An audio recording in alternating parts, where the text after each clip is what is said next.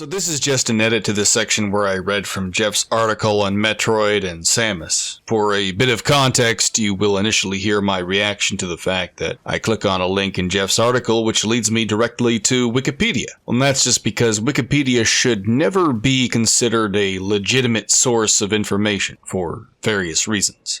Now granted, there are people who edit Wikipedia who will then source themselves at the bottom of the page. And if you are a journalist worth your salt, or anyone else writing something professionally, you would naturally go to those sources as a means of backing whatever you say, not Wikipedia itself. Never go straight to Wikipedia as a source. Wikipedia is run by the usual suspects, and Joshua Moon, admin of the Kiwi Farms, has a video on that too, which I will feature at the end of this video, just to let you know exactly who is curating your online resources. And here my only fear is that even linking anything that Josh says will get my videos flagged or demonetized, but whatever. You linked to Wikipedia. Did you copy and paste more or less what was on Wikipedia? All right, I guess that's how you do journalism. Moving on. In 2020, Nordisk Games acquired 40% stake in the studio, bolstering its development potential.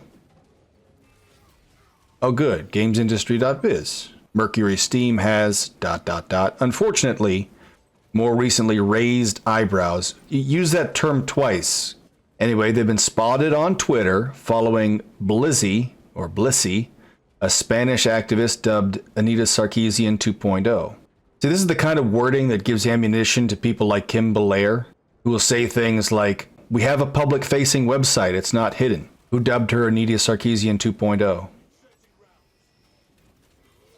Do you not have that in your article? Who's dubbing her Anita Sarkeesian 2.0? Okay, let's move on. Okay. Yeah, I get it.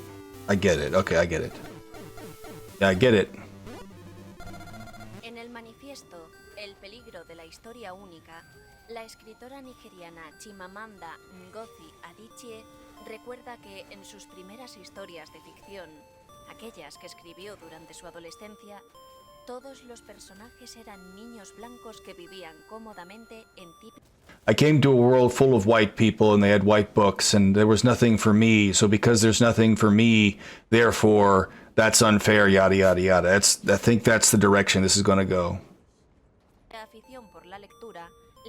Precocious girl, love of reading, led her to devour a large part of the universal children's classics. The problem, according to the writer, is that behind this supposed universe... Oh, yeah, the diversity thing. There's a very biased vision of the danger. The single story. Okay, yeah, so I got it. Those are the pieces. Blizzy's public history aligns her directly with the goals and methods of Anita Sarkeesian. Okay, yeah. And her influence has only grown due to her governmental ties. For years, she has used her platform to criticize games featuring female characters with revealing clothing, arguing that this aesthetic combats heteronormativity by enforcing what she perceives as outdated gender stereotypes. Is this her words or yours? Let's move on. Her account was initially locked following backlash from Spanish users who claim she has gone as far as attempting to silence dissenting voices with government support. The Spanish government's role in the ministry... Oh, that's the title. See, I don't know... Is my browser doing this, or is it the website? Blizzy's activism isn't just limited to social media or independent events. According to at CryAlexa on Twitter,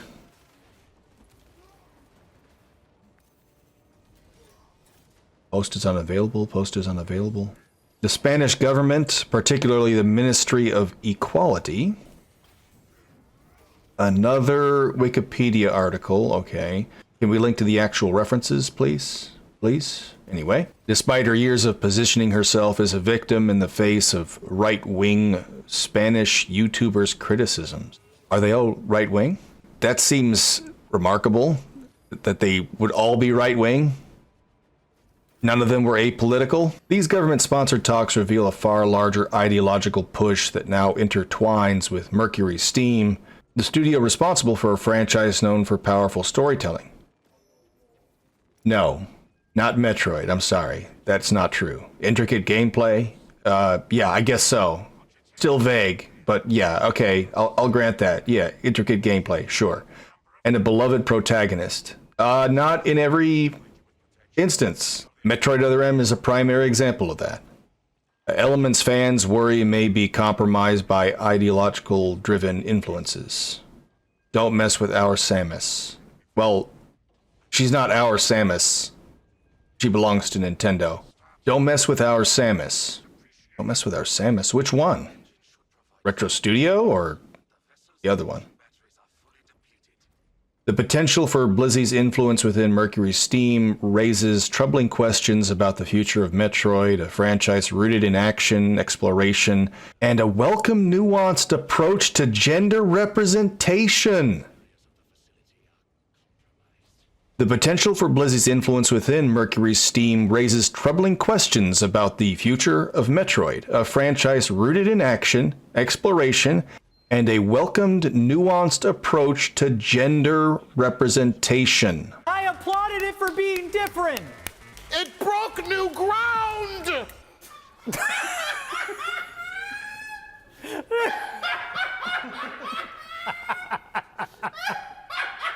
Oh boy. Metroid's heroine, Samus Aran, has been a cultural icon in gaming for decades. Celebrated for her strength and independence. Oh, you mean she's a strong and independent woman? But if the development team behind her next adventure prioritizes ideological-driven changes, fans fear this will destroy the very qualities that made Metroid special in the first place. Well, Jeff, it sounds like the qualities that you like are already aligned with these people. If you're too focused on being a moderate, if you try to approach the middle to appeal to moderates, you become indistinguishable from them, and your message becomes diluted. And as time went on, that's what happened to Gamergate. The people invading the industry do not care about the games. They care about the ideology. Well, Jeff, I'm sorry to say, based on this and this, you also care about the ideology. They were caught following a well-known Spanish figure dubbed Anita Sarkeesian 2.0. By whom? And stop using this language, caught. These are public-facing websites. You didn't catch anybody doing anything. Not being aware of something doesn't mean it was hiding from you. Anyway, Blizzy is an activist backed by several organizations and is known for promoting the censorship of games that feature revealing clothing on female characters. Her main goal is to combat heteronormativity. Heteronormativity? But what about a welcome, nuanced approach to gender representation? What about being celebrated for her strength and independence? I don't know, I'm seeing some mutual exclusivity here. If Mercury Steam continues down this path, allowing voices like Blizzy's to impact development decisions, we will witness in real time a shift in the franchise. Once again, you are 14 years too late. This means the erasure of elements some would label as problematic, not because they fail to enhance gameplay, but because they conflict with one person's ideological agenda. No, it is not one person. If she's Anita Sarkeesian 2.0, it's more than one person. And if there are people within the industry that are trying to bring her in, that is also more than one person. You see, I look at all this and I see references to Dave Cox and Yoshio Sakamoto, and whether or not they agree with Blizzy's ideals is immaterial, because regardless of that, they're going to stand by and allow this to happen, because it's all part of kowtowing to a larger global agenda. DEI and ESG are not just being pushed by activists like Blizzy. But if we continue, this selective sanitization of game content directly leads to a more generic Metroid that prioritizes certain viewpoints over the series' legacy and player expectations. But once again, Jeff, you said nuanced approach to gender representation, and you also said celebrated for her strength and independence. So I don't see how you're not also inflicting your own viewpoints over the series' legacy and player expectations. And again, this is what caused a major fallout for a lot of fans after Metroid Other M. And so Jeff continues here. Myself and many long-time Metroid fans are wary of what lies ahead here. Right-wing Spanish YouTubers and social media personalities who have long been vocal critics of Blizzy have expressed disappointment over Mercury Steam's direction, pointing to how these kinds of influences alienate the game's core intended audience. Game's core intended audience.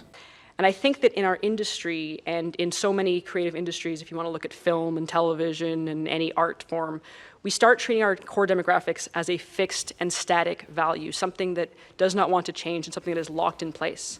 So despite like the changing face of audiences, despite the changing face of conferences like this one, we still look at our core demographics and say, okay, they're white, cis, hetero males. And we cater almost exclusively to them. I'm not even sure Kim knows that white males are not even the main demographic for video games in the first place. Many gamers are not from North America or Europe. Most gamers are from South America, Asia, and the Middle East. This discontent, however, is not just a matter of personal distaste. For a franchise as storied as Metroid, these voices serve as a reminder that focusing too heavily on ideology over real innovation and the magic that makes Metroid what it is will cease to exist, replaced by a checklist of social commentaries that nobody asked for. A checklist, guys. A checklist. Because none of what we're doing is about ticking boxes or about a veneer of wokeness. We actually have to care about making this stuff. In the end, the future of Metroid under Mercury Steam may hang in the balance. Will the studio honor the heritage and depth of Metroid's world? Or will it sacrifice Samus's legacy to satisfy an agenda championed by feminist activists like Blizzy? Fans and critics alike will be watching closely. Look, I understand that Metroid is ultimately controlled by Nintendo and series co-creator Yoshio Sakamoto, not Mercury Steam. If Mercury Steam fails to deliver, Nintendo can hopefully just shift the series to another developer. Any single studio's ideology is unlikely to shape the core identity of Metroid. Even still, I want to call this stuff out as soon as I see it, because silence is how we got here in the first place. You know how we got here in the first place? Because people like you sound just like the people you are fighting. Interviewer asks for privacy tips, to which Liz Fong Jones replies, "As is the answer with many of these things, I have a portfolio company for that. One of my portfolio companies is called Tall Poppy. Tall Poppy is perhaps the most insidious thing I've ever seen, and I would like to bring this to your attention. Tall Poppy, make digital safety the company culture. Stop online harassment from escalating to hacking. Trusted by Spotify, Crunchyroll, Twitch, Democracy Works, the Global Disinformation Index, the Science Fiction and Fantasy Writers of America." Hey, Patrick Tomlinson people, that guild full of that you say is full of, they're a customer of Liz Fong Jones's company, Tall Poppy. What do they do, I wonder, chat? They do security awareness training, crisis response training, how to set up safeguards, social listening and hate site monitoring, incident response and risk assessment. And who are they trusted by? Oh, Ellen Pao, the co-founder and former Reddit CEO.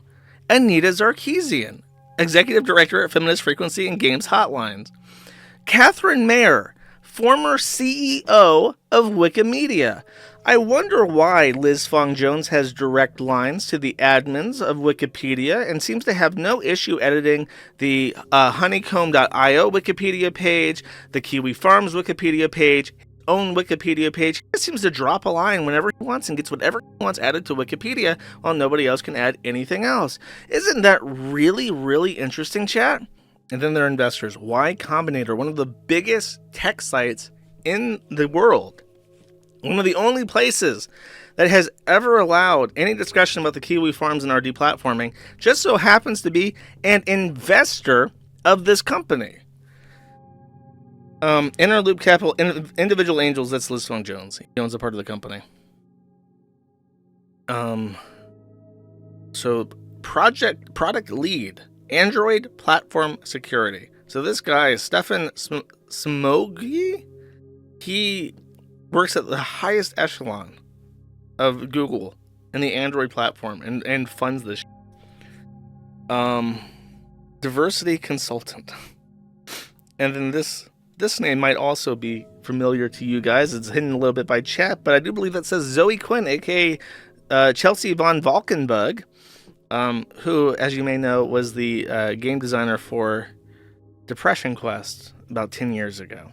Isn't that fascinating? How Liz Fong Jones's company has tentacles in every single huge startup company, and also a direct line with the former CEO of the parent organization that runs Wikipedia. Isn't it just crazy?